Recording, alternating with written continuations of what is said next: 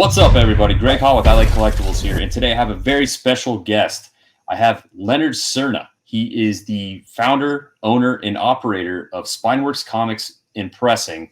And without further ado, here is Lenny. What's up, buddy? Thanks for joining me. Hey, Greg. Hey, guys. Hello to everybody out there. Thanks so much for taking the time to be here with me today. Full disclosure, Lenny presses and cleans all of my books. And I wanted to bring him on here to tell us a little bit about his service. So why don't you tell us what exactly you do and what services you offer? Okay, so just to let everybody know out there, for those who don't know, we do have two locations, one in Kissimmee, Florida, and one in Queens, New York, which we just opened a brick and mortar. So it's really great that we've come to this point, and we're trying to work on that here in Florida. But what we mainly do is clean, press, and get your books graded through CGC, since we are a certified CGC and a CBCS dealer. You can bring your books. We can even help you evaluate. Because, in the market we are today, there are a lot of new people into the comic book game. And sometimes, they're not 100% sure what should be really graded, what should not, to help them steer them in the right direction.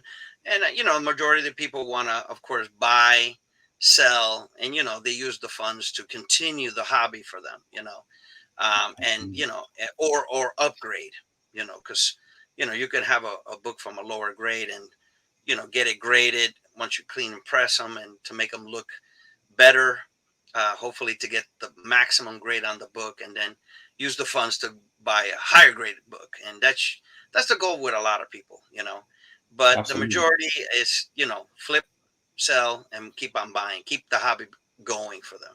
So, but that's basically what we do. I mean, we're now in business 3 years plus. Me and Michael Raphael, we're both owners.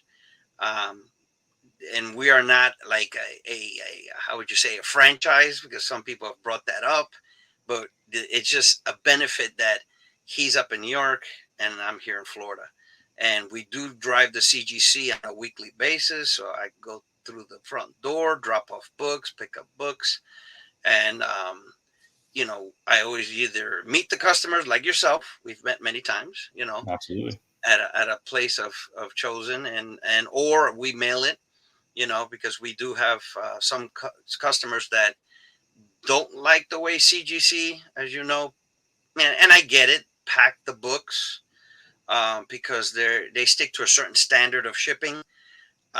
Could it be better? Of course. Um, you know, they don't use bubble wrap. They use that corrugated cushions, and the box they use.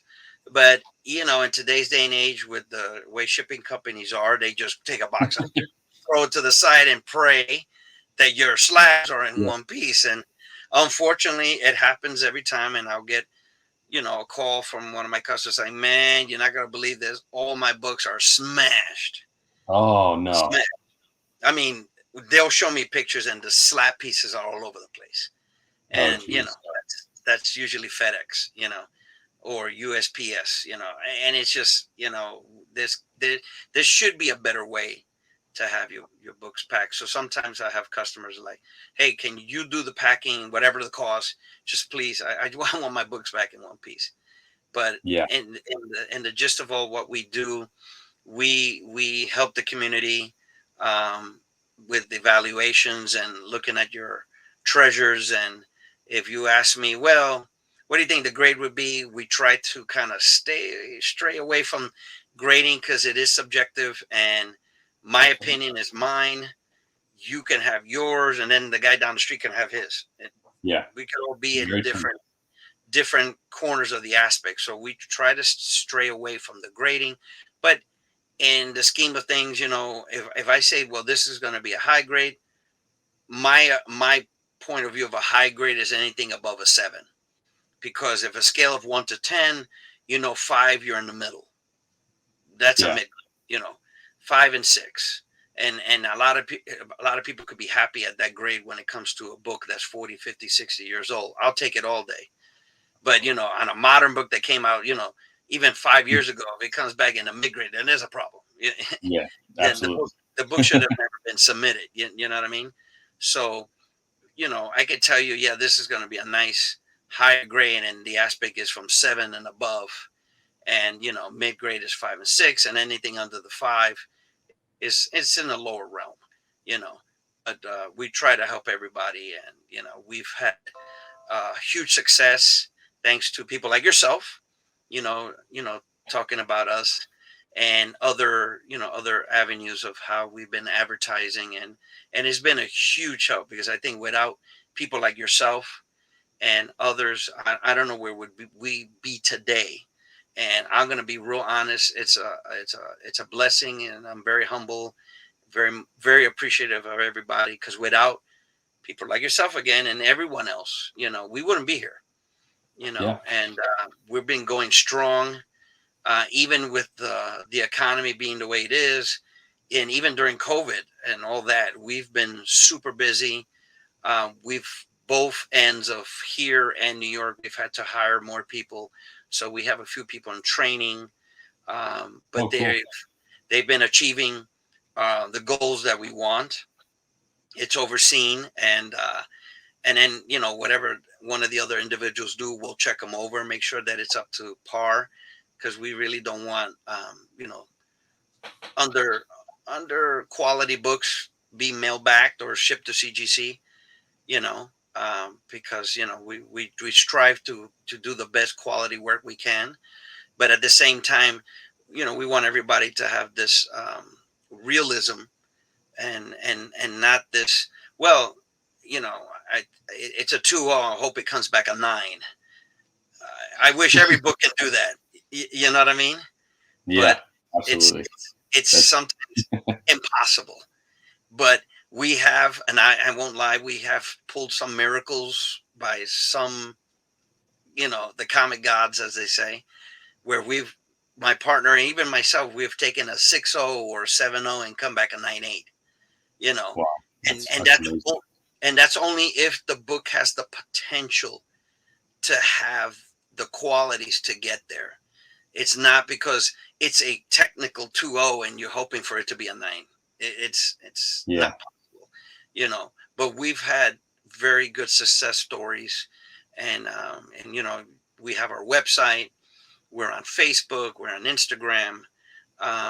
We're in other avenues where we've been advertising, and we let our customers say their own word. I'm not going to Yeah. feed them anything. I've always tell them, hey, if you're that happy with your book after what we've provided, tell everybody else. It's in your Yeah. own words, the way you want. If you don't, that's understandable. Not everybody wants to be put out there, but there's some customers of ours that are very happy to show you Yeah. know the fruits of our labor, to you can have back a nice, aesthetic, good looking book, to the potential that it can.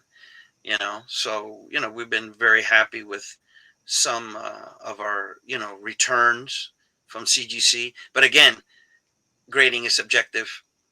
I could look at one thing and then CGC will say, yep, no, that ain't happening. Yeah. Well, then you have to wonder the why. And then, sometimes we've had gone back to CGC and say, hey, we want this book reevaluated because, and then if it's certain books, like currently right now, I have a Spidey 1 purple label. Based on what it says it has, I know I can remove the restoration, but I also want to see what else I can do to the book to get it bumped up Yeah. from, being a purple to a blue, and then seeing the grade. But in that process, I'm going to take multiple pictures of everything, so I know when the book comes back, I'm expecting something. You know, I'm Yeah. hoping not to go backwards, but go forwards. If you know what I Absolutely. mean. Absolutely. And to your Yes. point about advertising, I think that is the best form of advertising, right? Word of mouth. And you guys Hmm. do such a stand-up job over there. Like you said, you're straightforward with your customers. You let them know right off the bat what you think. You Hmm. don't overpromise. And I think that goes a long Nope. way in word of mouth. And you guys do a really good job at that. So I think that's really your best form of advertising is word of mouth. And Yeah, I appreciate you that. guys do an awesome job with that. And we try to be very transparent. Sometimes I've been told that I'm brutal. When I had a guy, I kid you not, grown man, bring me a stack of books, and he's like, "Do you think any of these books have 9.8 potential?" I said, "I'm not going to say that, but I'll look the books over." And after 20 books, I said, "Unfortunately, I can't see how any of these books can get 9.8." And I'm just being honest with you. And Yeah. the guy literally almost started crying, and I Yeah. felt bad. I felt bad for him. I said, I want to be honest with you. I don't want to take your money. I don't want Yeah. to, you know, pretend to say, yeah, I'm going to press your books and you are going to get 9.8. No, I'm not going to do that. I'm going to be straight up with you. And after, I mean, we're pressing in our Florida location on a monthly base. We're averaging anywhere from 400 to 500 books a month. We're pressing, Wow. and that's just from this location. New York it's either about the same or maybe a little more, but we've seen what a 9.8 looks like. Even though there's some 9.8s, you're like, how the hell did I get a 9.8? Yeah. But if you take the average bunch and you look at them, you have a pretty good idea where and what they're looking for. You For know, sure. and again, grading is subjective, but at the same time, I don't know if people understand this, where a golden age book is not graded the same as a modern. And I don't know if people know that there's a huge swing of leeway, you know. 100%. And in my point of view, a 6.0 should be a 6.0 no matter if it's a golden, silver, bronze, copper, modern. 6.0, 6.0. Yeah. Follow that 6.0 grade rule, and they Even with don't. restoration, there's leeway with restoration on a lot of the golden age books. Yeah. So there's that discrepancy in my mind. Again, I'm not the grading company. I don't make the rules, but I want people to understand that if you're bringing us a book, again, if it's a Bronx age 70 stuff, you know, there's a possibility that some of them can come back a 9.6, 9.8, no doubt. Yeah. But you know, um, it all depends if the book has the ability to get there. You know, and these days, not like, let's say 3 years ago, foxing, staining wasn't so huge compared to what it is now, which is mind blowing. I mean, a little dot and boom, your grade just from, because the scale starts at 10 and goes backwards. You Yeah. you were probably a 9 and now you're at a 6 for Yep. that one little stain, and you're like, what the, you you're like someone kicked you in the gut, and you're like, what happened? You know, it wasn't that way 2 or 3 years ago. Now it's a big thing. So things have changed at CGC. I understand. When CGC got merged or purchased with Blackstone, which is really an investment company, they're not just to buy; they're mainly to invest into the company, take it to its maximum potential, and then resell it after they reap their rewards and profit and wash their hands and walk away, and it's somebody else's headache. That's Yeah. what Blackstone does. And how do I know that? My previous company I used to work for was purchased by Blackstone, and I know what they did. Trust me. I was part Oh, of geez.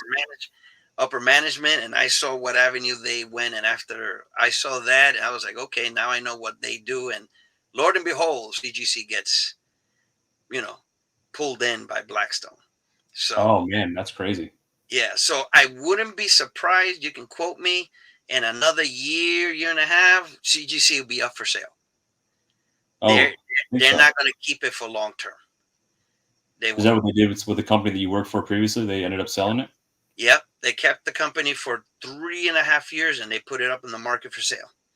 Oh wow. So yeah, That'd be interesting. it's that's what they do.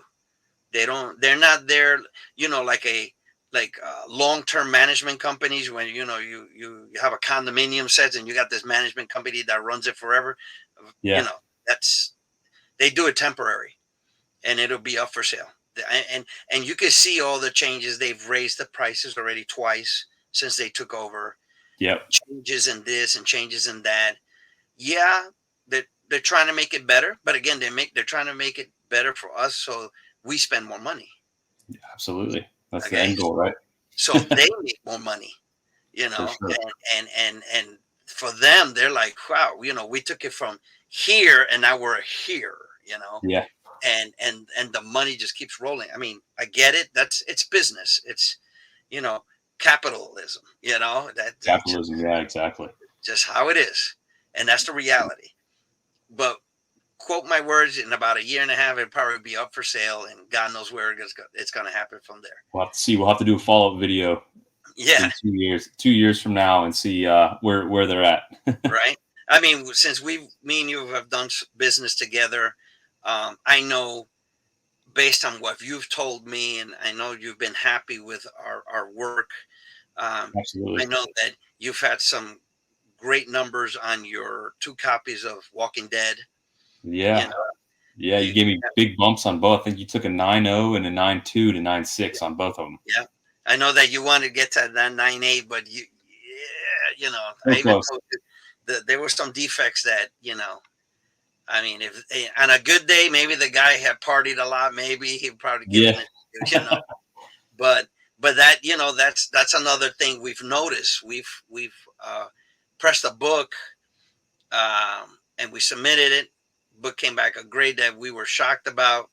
We pressed it again, submitted again, and the book went another notch up. And then we said, well, let's not press it again. Let's just regrade it. And then it got the grade we wanted. Really? Weirdest thing. So I had a customer Well, who gave me a Walking Dead one, and we submitted 3 times. And on that third try, it came back a 9.8. I still have that 9.6. Maybe Hey, maybe we try it again. yeah, you never know. But again, you want to pray and gamble, it doesn't come back a 9.4. I know. And that's the biggest scare. Yeah, In this absolutely. business, everybody's looking to do CPR. Yeah, and absolutely. and I get it to a degree, but I think everyone really, really needs to look at their books, and not with the naked eye. As you've seen, I've used you know, Scope. a scope, LED light, and I'll look at slab over, and I can tell you if it doesn't have substantial pressable defects, it won't get bumped. It'll either come back the same grade or whatever. But to get that higher bump, it's got to have some significant defects to say, okay, this one's got it. This one's got severe finger bends. It's dirty. Yeah. It's got this, that, dings along the spine that can come out. Yeah, you have that shot. But some people will bring me a book. It's like, oh, this is a 9.8 all day. And I'll look at it and be like, not happening. Not close. But if you want to spend the money, sure. I'm just trying to be honest with you. I don't want to take your money and then you come back and be, oh, you said. Well, I never said anything. I just, Yeah. Based on what you want to do. I mean, you're the customer. I gave Yeah. you my, personal, professional opinion to say, hey, this is where it's at. You want to try? That's all up to you. It's your dime. Yeah. But I personally believe it's not going to happen, and you can save yourself the money. Yeah. Save yourself the money and the time. Right. So let's rewind it a little bit. Why don't you give me a brief history on your comic collecting journey? Like, how did you get started in comics in the first place? But way before you were doing the pressing and cleaning. Oh, that was 42 years ago. Yeah. Before you've been on this planet. That was before I was on this planet. Yeah. Yeah. What was the first comic you remember buying? The first, and that's funny, and it's gonna be.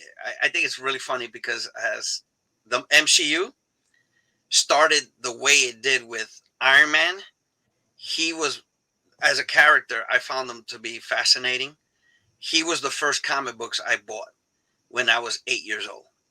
Was Iron Man, and I found them awesome because he had no powers, but he had money and brains to make this awesome battle suit that can do almost the impossible. And then the coolest thing was as he progressed, as the writers were changed out or whatever, and they kept on upgrading his armor. So it became like an addiction. Like he wanted an armor for stealth. He wanted armor to go to space. He came out with all these different armors, and it was just so cool. Yeah. And that's why I got into Iron Man so much, because I think he was awesome, because he could just buy anything, and build anything. So that was my first introduction to comic books, and how I got into it. And then from there it kind of branched out, to X-Men, Defenders, and who else did it's funny, I wasn't crazy about Spider-Man. I liked the character, but I wasn't like some people. They live and breathe Spider-Man, Yeah. and I didn't like Fantastic Four, because it was just, I guess, 8 years old. I guess it was too scientific, or too adventure, explorers. You know what I mean? Yeah. So at 8 years old, I guess I was not comprehending it too well. But I love the Defenders. They were a great group versus the Avengers. I don't know why I didn't like the Avengers. I just couldn't get into them. But the Defenders were really cool, for those who probably never even heard of Defenders. Yeah. And then on the DC side, I wasn't crazy about Batman, but I did like the character. I guess I'm more on DC. I like the Flash. I found the Flash very interesting, because he could do all these things, but he had all these problems. It's similar to Spider-Man, but his level of power level was just very different, and the writing was different. So, but that's where I got into comics in the beginning. And then I went all full X-Men. They just got crazy from there. Yeah. X-Men galore, New Mutants, and they just kept on. Yeah. Now today, what I That's have the time that Marvel took off. They really took off from DC and their storylines around on that timeline. Now today, my collection is probably 28,000 books, but it's Oh wow. Yeah, of course, as you get older, you start saying, well, what else is out there, and based on what you can afford to buy and, enjoy reading. And I'm probably a fanatic of, I'm a completionist. I like full runs. That's how my mind looks at it. I got to have the whole run, even if the book is not worth anything. But for me, it's part of that run. And that's why my collection is so big, because, my business partner said, you should just sell all the fillers and keep all the keys. And I probably say, shoot, I probably fit that in 5 boxes, but I like full runs, and I do too. 42 years of collecting, you end up picking up a lot of things. Oh, I'm sure. But I didn't buy everything. I wish I did. I'd be now, right? Yeah, because if you think about it, when I was probably 12, I remember seeing a Spider-Man 1 at my local shop. Nice condition, everything. The guy wanted $500. Yeah. I wish I had the $500 then, and I would have had a high grade of it, and I've had instances where we were talking about this today with a customer. I know you love the turtles. I do. And I think, I don't know if I told you my turtle story, which today it's brought up, but I remember when Turtles first came out, well-known comic enthusiast out there, I'm not going to say his name, but he's still in the industry today, and he is a client of ours. He had a store in New York, Queens, and he had saved 3 copies for me to look at, because I was there every week buying books and spending all my money. Didn't have a whole lot, but I spent all my money in the store. Yeah. And he shows me Ninja Turtles 1, first print. And he says, pick it, either one you want, or you could buy all 3. I don't care, but I saved some in case you wanted to buy more than one. And tell me what you think. And I looked at it, and I was like, oh, that's cool. The turtles dressed like ninjas. And I'm looking at it, and then at the same time was magazine size. So No, it was a little strange for me, and I was like, man, this sucker's big. And then when I open it, oh man, this thing is in black and white. It's not colored. I Yeah. I was like, I don't want this, and I gave it back. Oh man. And as the years go by, and like, why didn't I just buy all 3 copies? Right. Who cares if it's not in black and white? Sure enough, and he remembers that to this day. Does he? That's cool. And it's crazy because I was like, man, I had 3 first print brand new copies in my hand, and they were cover price. I think they were $1.50 or something like that. Yeah, $1.50 is what the cover price was. Yeah, and I said to myself, man, it's one of the many regrets in life. If I could go back and smack myself in the back of the head and say, buy that, Right. Yeah, having it in your hands is totally different because you could say, if I would have bought Amazon stock at the beginning or if I would have bought Microsoft stock at the beginning, but to actually have it on your fingertips and not take it home with you, that's got to hurt. Oh, it does. It does, because I would love to have a first print. I got a third print. It's a 9.6. It's a beautiful grade and beautiful looking book, but it's a third print. Hey, it's better than nothing. Happy to have it. I think that book in that grade, I don't care. It doesn't have to be a 9.8. There'll be a 9.6. Being that the cover's black. That paper is so horrible. It's a pain in the butt to press. Oh, I'm sure. It absorbed the oils in your fingers. Man, that paper is like a sponge. It will suck up fingerprints like you can't imagine. It gets damaged real easy. It's a very sensitive paper, similar to the Crow, another favorite of yours, and mine too. We have a lot of favorites. The Crow's the same thing. To be at a 9.6, 9.8, and that book is just super tough. Got to cut you off there. Lenny pressed me a Crow 1. It came back a 9.6. Another book that you did for me that came out really high grade. And that's a super tough book to get with the black cover and, like you said, the newspaper type pages. Newsprint paper, and the quality of the cover is very similar to the Turtles. And again, you can't hold that book with your bare fingers because if not, you're going to get fingerprints all over and stuff like that. And now the Crow is back in where for a long time the Crow was very dormant. I guess they're making a new movie, and I guess they're doing something new with the Crow. So there's that fever for the Crow again. Yeah. Where at one point the Crow was like very dormant. Yeah, it was. But at the same time, the Crow is not an easy book to find. No, not at all. In the first, second, and third print in high grade, I think I have more of a chance to find Turtles versus Crow, in just finding them. Yeah. And the rarity behind, because I think you mentioned you found out that the first print was like 10,000 print, right? Somewhere around that, if I remember correct. The shortest print was third print from what I found out. What was it, a 6,000 or 5,000 print on the third? The third, so I talked to James O'Barr about it, and he said he didn't know for sure, but he thought that the third print was the shortest print. Okay. So I asked him that specifically. Yeah, because on the CGC census, I think there's less than 100 or something, just 100. There is. On third print, number 1. So there's only like 198, I believe. I think there's only 198 on I think that. you're correct. Yeah. So, but again, those type of books are indie books. There's more of a demand now than it was 20 years ago. Yeah. Because in my lifetime of collecting, everything was in the, I would say, in the 80s, everything's Marvel. DC was always behind. Yeah.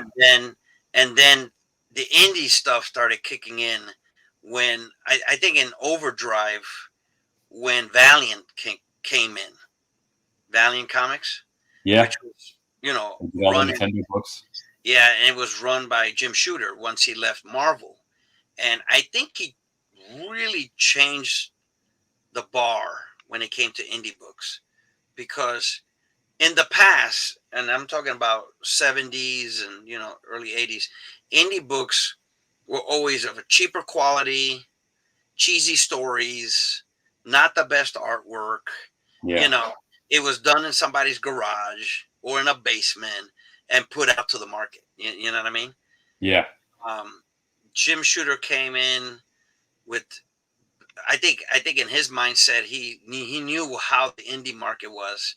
He was like, I'm going to do better quality paper, better stories, better artwork, and keep the print run at a certain point where it's still collectible. You Yeah. know what I mean? And Valiant was huge success. Um, what really happened to to pass so many hands? Because Valiant has been sold, and I think it's owned by Acclaim, right? It's a video game company still. Last I heard, Acclaim did own it. Yeah. Yeah, so where they've taken it now to what it was back then, but Valiant for me was like I got addicted to Valiant books, and then Yeah, for a while they were absolutely killing it with all the Nintendo books they were doing. That was a really strategic move that they had to secure that Nintendo contract, and it yeah, worked out and big time for them. from my understanding, one of the most expensive Nintendo books is that what is that? That Mario, or is it the Super Mario? It's the big magazine size one, not the comic book one, but the magazine. I think Nintendo Power, whatever the magazine it was that shows you how to kind of cheat through the game and everything. One Yeah, of those Nintendo books, Power One. Nintendo oh Power what? One. Yeah. Nintendo Power One. Yeah. So one of those books I heard in 9.8 sold for some crazy amount of money. Hmm. You know, and again, the game industry tied with the comic books and all that. But again, Valiant did all the smaller version of the characters. You Yeah. know, Zelda, um, Mario, and then all the other ones that came out, and now everybody wants them because again, who knows what the print run really was for all that, you Yeah. know, and and Exactly. and how many kids actually bought those? Because I think we're more geared towards children, because they saw the cartoons and played the video games at that Yeah. time. So, again, it's just the market was so different, and then of course, the '90s, all comic books took a dive because then they were doing something to what they're similar now with all the variant covers and selling multiples of this and that and everything, and it's just sometimes it gets out of hand. Thank And God the so, market didn't fall apart as of yet, because a lot of speculators were, you know, were talking about, how the market's going down, the market's going to crash, and everyone's going to not have any value in their books anymore. Well, I don't think so. It's still going strong. Um, Again, everything's tied with the economy, but at the same time, it's still a better investment than me putting money in the stock market, in my opinion. yeah. Again, right now I wouldn't trust a 401k, to save my butt, but uh, I'd rather invest it on Silver Age books and then turn them over if I had to, and I'd probably make a whole lot more money. Well, I know it's a lot more fun to own a comic book than a 401k. Yeah, yeah, yeah. Because you turn on your computer and you're like, oh my god, I lost this much money, you know, and then again, it's how you buy and what you buy, that will keep your, let's say, your portfolio where you want it to be. You Yeah. know, I wouldn't spend a whole ton of money on modern books because they're hot today and cold tomorrow. It's just Yep. okay. A good movie is coming out and it turns out to be a bad movie. You just lost everything. Yeah. And that's the other part of where It is interesting, isn't it? yeah, Very, that the whole dynamic is interesting. because I'll give you a perfect example. Black Panther. That character was out before the MCU, before Marvel was making movies and everything. Yeah. And if the movie doesn't do well, the character and everything, first appearance, everything just takes a dive. Yeah. I don't agree. It shouldn't be that way, but That's it, why I just bought this one. I mean, Just came in the mail. oh, nice, but I know, like I think you mentioned, well, like based on your questions, or what was the first comic book? Like I said, the Iron Man. Again, because he was a simple man, but just had a lot of money and super smart, right? Yeah. He Very, very Bruce Wayne like, huh? right. But you know what? With the MCU, how they did Iron Man was just the the best out of all the MCU movies, in my opinion. Oh, I agree. I love And that. I love that movie. and if you read behind the scenes of what everything, they took a huge gamble with Robert Downey Jr. because he had a real shady past that some people don't even know what all the crazy stuff he did, and Marvel really didn't want to use him. But John Favreau was like, okay, if we're not going to use Robert Downey, I don't want to do the movie. It ain't gonna happen, And they took a huge gamble, and look how successful from that point on. Yeah, John just does nothing but hits home runs. That guy. Yeah. Thank God him and Filoni are handling Star Wars. Yeah. If they get rid of Kathleen Kennedy, it would be freaking phenomenal. As long as they don't let her do any Star Wars related TV or movie stuff, that'd be great, right? But going to one of your questions, like what was one of the first cons I attended? Had to be in the '80s, and I was talking to you about it earlier. Big Apple Con. Yeah. Because Okay. New York Comic Con didn't exist in that time.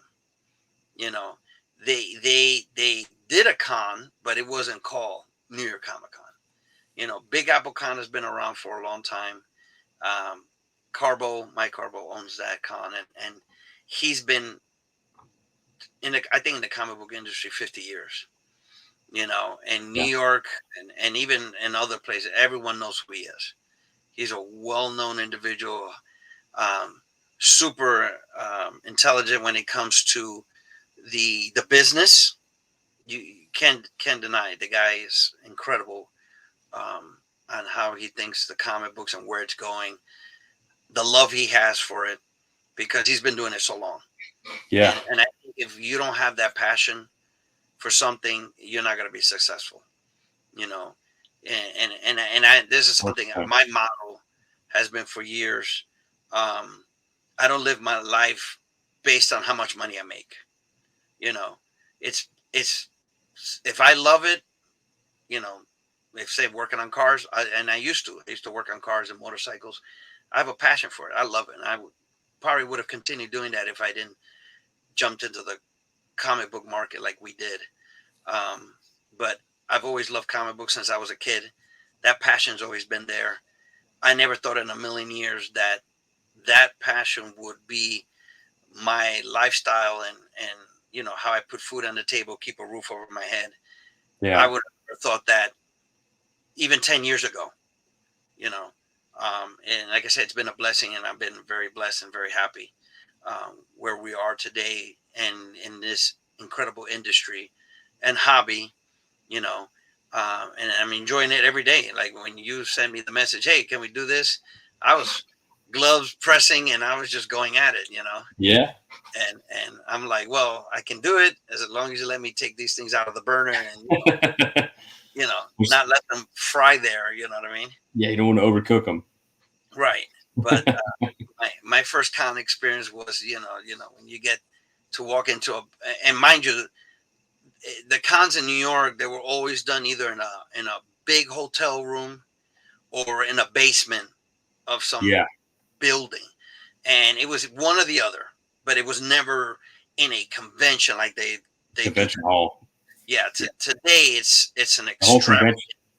The whole convention hall is definitely something new in the last 15, 20 years. That's more of a new age thing, because I remember too. You'd go to a con, it would be in like the one of the hotels down the street, right?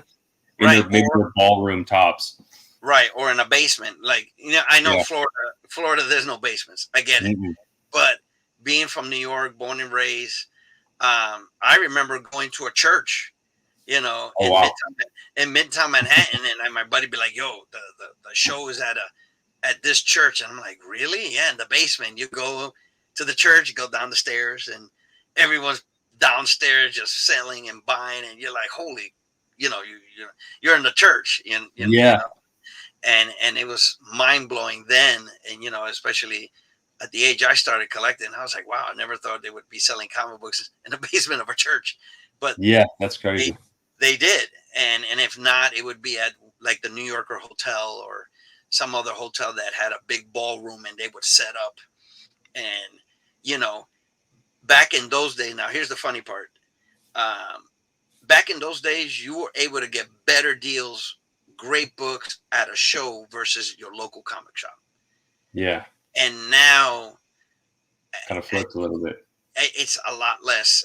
I've gone, with our business now, we travel to so many shows, and if it's not me, it's my business partner, and if it's not him, I got my son who works for us, and he goes on behalf of us, because he loves traveling, he loves going to these shows, and you look at prices and you're like, oh my god, yeah, I don't know, it's not like the way it was 20, 30 years ago, where Yeah. you were able to get great deals at the shows, because most of these guys were not store owners, or it was a different platform. These were guys who had tons of comic books at home, and they just like, I want to move some of this stuff, Yeah. and those were the guys that were selling and moving books, and you know they were happy to sell you whatever. Hey, what do you want to offer me? Oh, $5, sure, here you go. Let's do it. Right. Yeah. So different atmosphere now. Yeah. you know, Well, where- let's get into a couple more questions. What books are you kind of seeing more often right now? Like, what's one of your more common books that you're pressing right now? okay, so it changes for different reasons. As you know, we work with certain individuals that they get stuff ready for for signings. So their customers are like, yeah, before we get this book signed, we want it pressed and clean, and so and then it gets off to get signed, and then it goes off to CGC. Yeah. So since we're dealing with three groups of individuals that do that, again, it's all based on who's signing. Like recently, you had Tom McFarlane. Yeah. That opened the floodgates. As soon as I posted on our site that we would be, taking submissions for Tom McFarlane, everything Tom McFarlane under the sun, no matter what it was coming in by the dozens. Yeah. And it didn't have to be about, oh, this one's worth this. It's what somebody's favorite book of Todd, and they wanted it signed, because he doesn't do a whole lot of signings, because when they started Image, they were all over the place signing and doing this, and I actually went to one of their back in New York when they left Marvel, all of the Liefeld, McFarlane, Silvestri, what was it? This guy who did the Savage Dragon, Larson, Mark. all of these guys. Yeah. Yeah, all of them. They all were doing tours throughout the country, and I mean, they were doing signings like no tomorrow, because they were pushing image, and they wanted to prove that they could do it, and they did, and huge success stories, because the major, McFarlane has his company. Jim Lee went this way because he sold it to DC. Well, Liefeld is still doing his thing, and so forth and so forth, and again, the based on whatever the signings that we're getting, it comes in large bulk. You know what I mean? But in the sense of what people might want to do for like investment purposes, it's always the key books, that are coming in. It's mainly in the years from like the 80s and the 90s. Let's say Deadpool, for example, like you said. That Ryan Reynolds announced that, I don't know how, and I'm still waiting, and I'm praying that it's not a joke or prank, that Hugh Jackman's coming back as Wolverine. I think I would have a heart attack if it was a huge prank, or they got him doing something stupid and say, yeah, Hugh Jackman was in the movie. You know what I'm saying? Yeah. I'm just praying it doesn't turn out that way, but I'm hoping that it's real and he's being sincere, and but we've been getting a lot of New Mutants 98, Okay. and also Hulk 181s, a little bit more than usual. They've been coming in on a weekly basis, and no matter what grade, everybody wants clean and press to be in the best condition possible. Yeah, Um, absolutely. so and of course, you always have the ASM 300. Even if Todd is signing or not, that book, I think before the signing, we were probably pressing anywhere from 20 to 30. And of course, when the signing came in, I was getting like 40, 50, 100. It was just crazy with ASM 300. The other book that we've seen a lot lately, more and more as the months have gone by, Star Wars #1.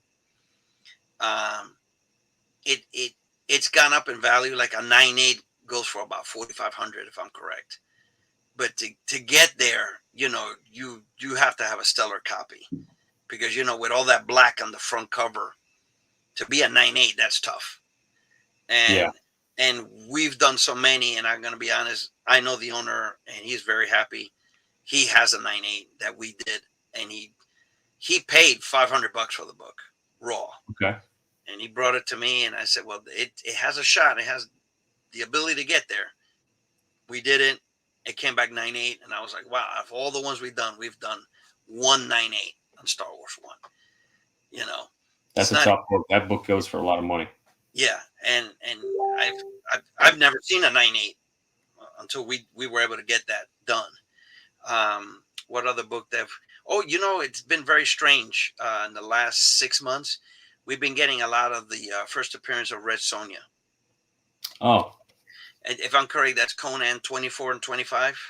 Yeah. Yeah. Those two books have been coming in a lot in the last 6 months.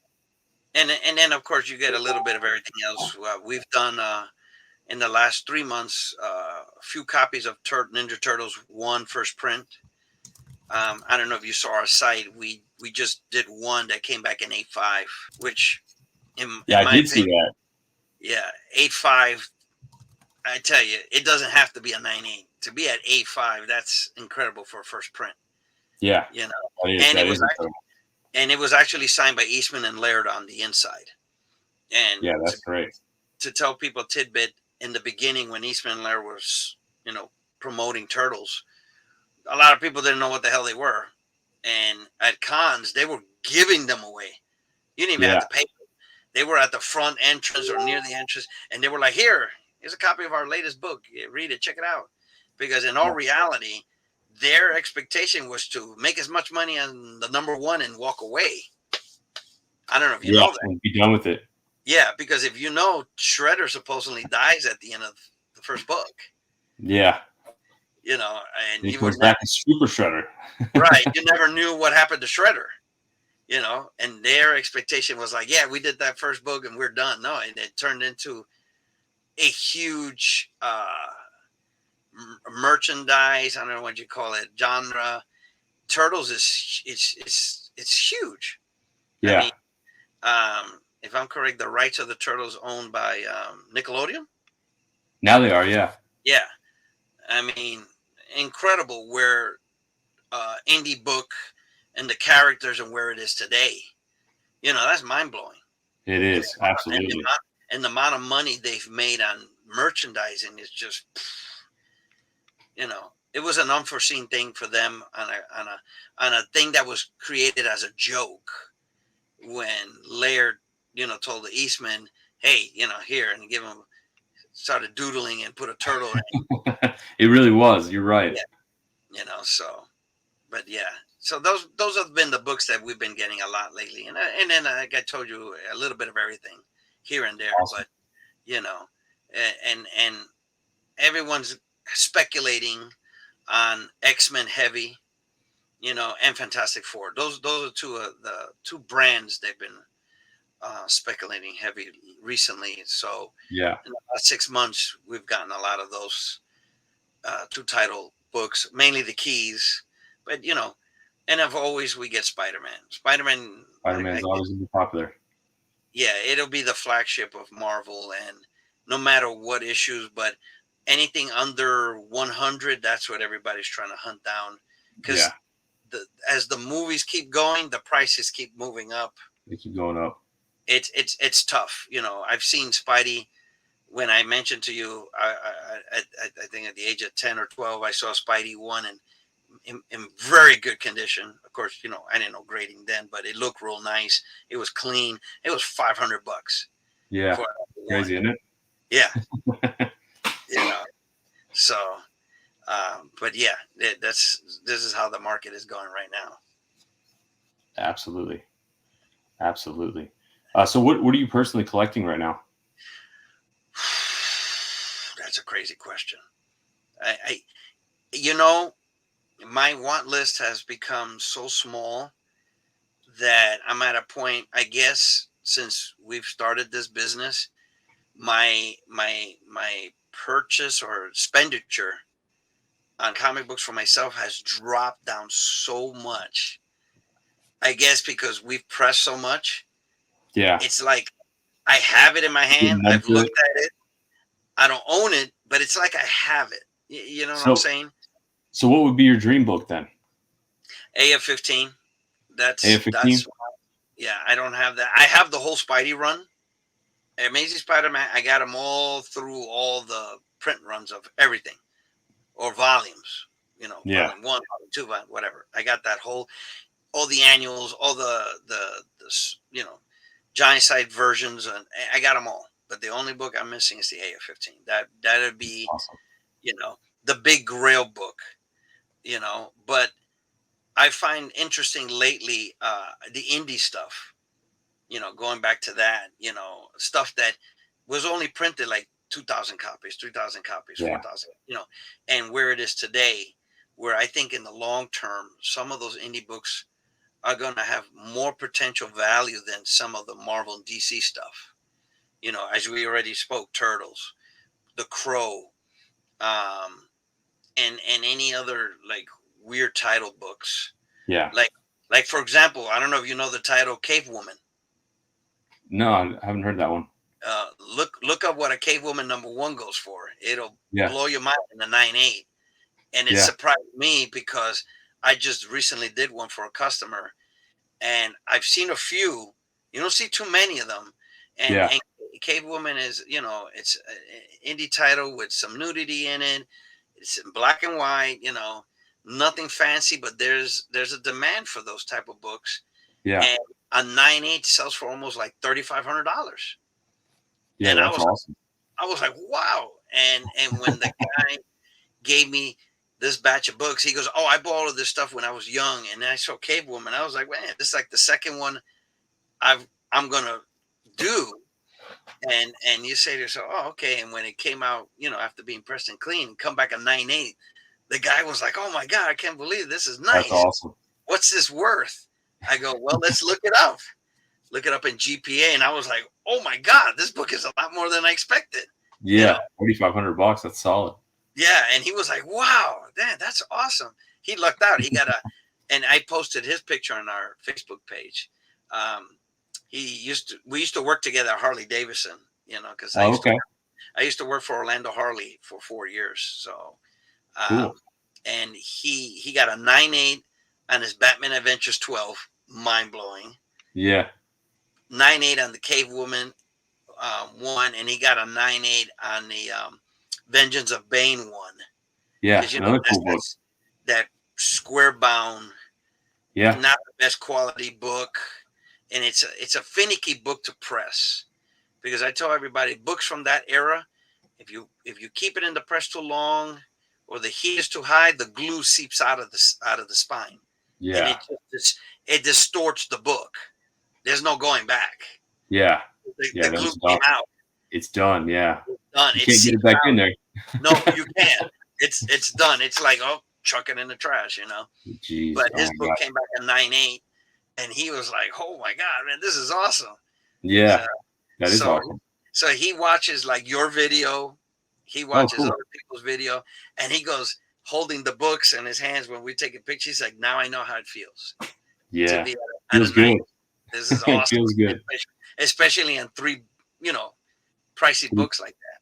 Exactly. Yeah, 3 pretty big books, all 3 of those. Yeah. Well, So cool. Well, cool, Lenny. Thanks so much for taking the time to get on here with me. Lastly, I do want to ask what's on the horizon for SpineWorks. What's your next big move? I know you just opened your shop up north. What yeah, else do you guys have in the works? yeah. I can give the address because Please it's do. gonna be by a by appointment only, Yeah. and but it's in Middle Village, Queens, and the address is 74-10 69th Road, Middle Village, New York 11379, and it's Okay. going to be open Monday through Friday. I think they're going to be running, I think, from 9 to 5 right now. But you can reach us through our email at SpineWorksComics@gmail.com, or through Facebook or Instagram Messenger, and myself or Mike, who's running the New York location, will answer and set you anyone up as an appointment walk, come in and drop off books and stuff.